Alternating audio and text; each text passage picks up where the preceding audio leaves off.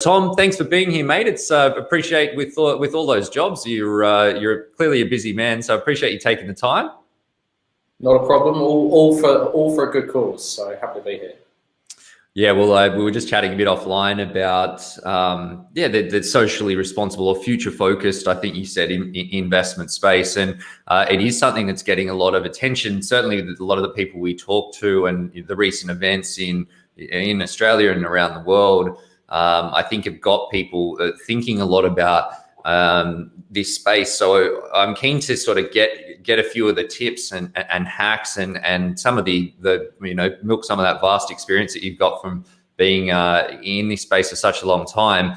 But I'm keen to chat firstly just on your take on where the markets are at now for investors.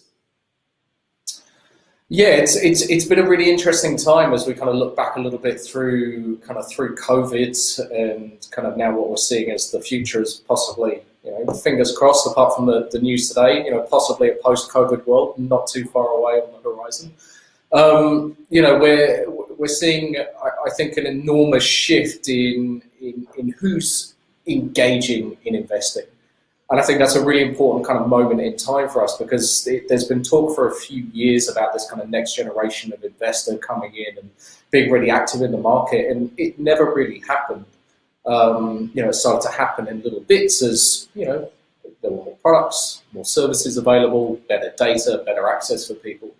But what we really saw, particularly, for over the last 12 months, in line with COVID, was this enormous kind of wave of first-time investors, whether they be old or young. The majority, were younger investors. But it's shifted the market a little bit. It's shifted how people think about providing access, how they build their products, and really importantly, what investments should be made available to this new generation of customers based on what it is that they care about. And for us, that's always been a focus on responsible and sustainable investing. It's always been understanding that there is this desire and this wave of people out there who have previously possibly been scared or disenfranchised from financial services, who make all their kind of otherworldly decisions, whether it be looking at buying an electric car or, even using a Keep Cup when they buy their coffee, making all their life decisions in a way that is as sustainable as possible. And we're seeing these people really, really now coming into the market when it comes to investing. And that for us is a really exciting moment in time.